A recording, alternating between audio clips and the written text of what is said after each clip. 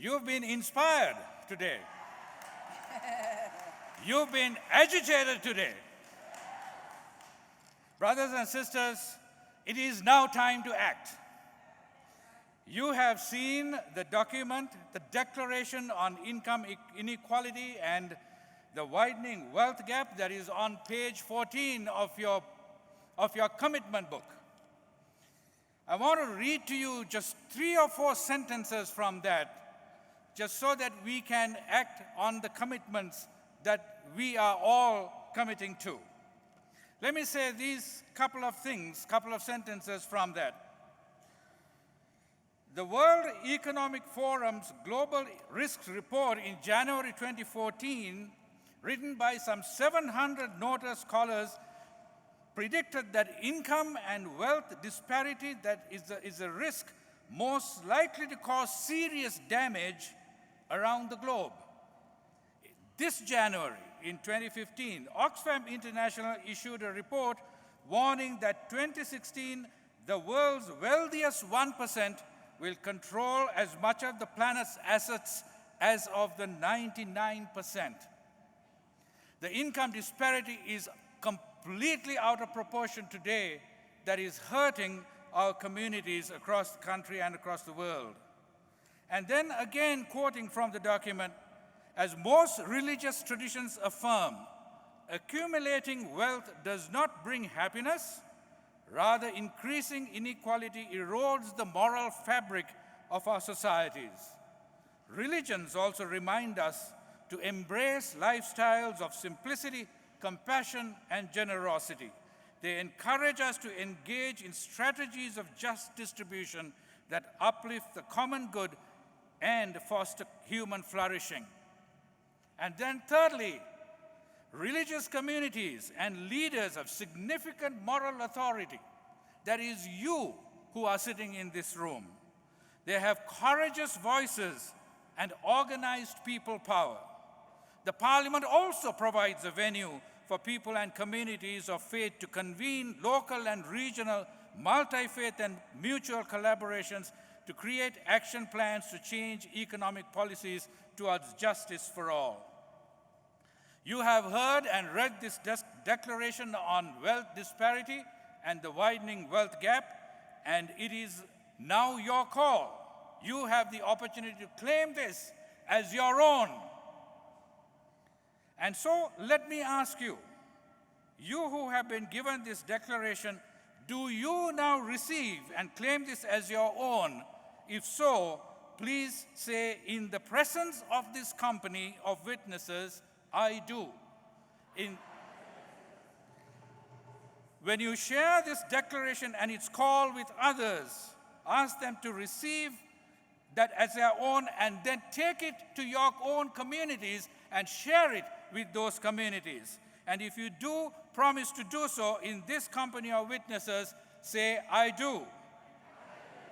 Blessings be upon you. May be strong in mind and body and spirit in carrying out this commitment.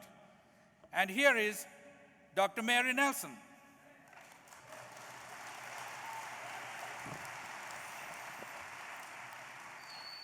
And I'm going to save Chloe from introducing me.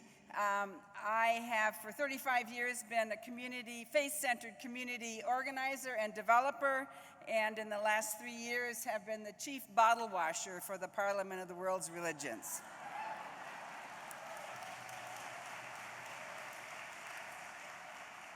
But you know, we are here to move from word, from inspiration into action.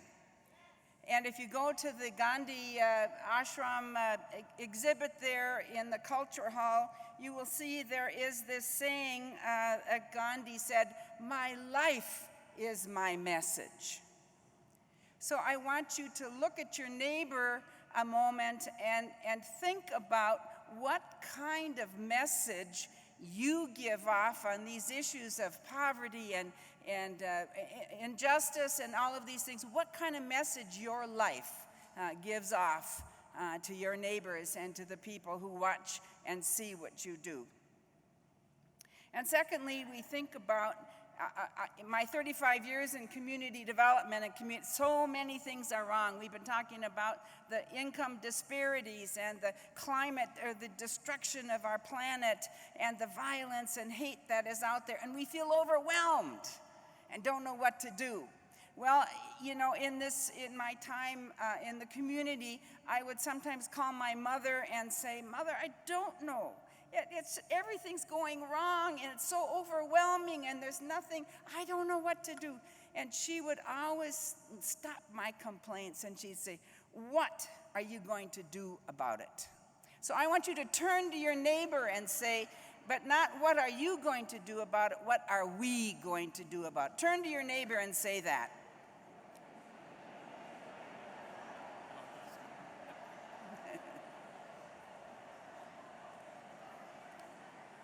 All right.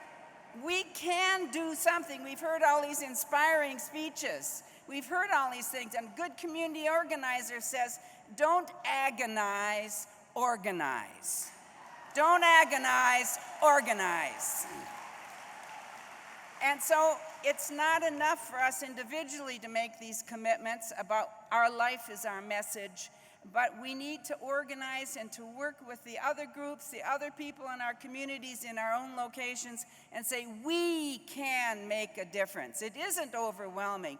Another world is possible, and we can make a difference. And we have some guideposts for you. When you came in today, you got this Faith to End Poverty, the declaration, the actions of the World Bank calling people of faith to be a part of the Sustainable Development Goals. Number one on those new United Nations Sustainable Development Goals is to end extreme poverty. To end, now it just seems overwhelming, but do you know what? In the last 10 years, half the poverty rate, extreme poverty, has been cut in half. It can happen. And so between now and 2030, we can eliminate extreme poverty. It is possible. Another world is possible. We can make that happen. And joining with others, the World Bank and the United Nations in terms of this SDGs, it is possible for this to happen. And finally, to say that, you know, we sit around and we complain about what's not right and what's not happening, or it's overwhelming and so forth.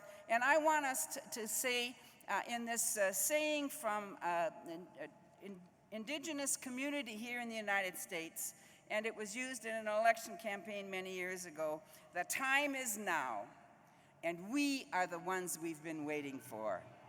So can you say that after me? Come on. The time is now, and we are the ones we've been waiting for.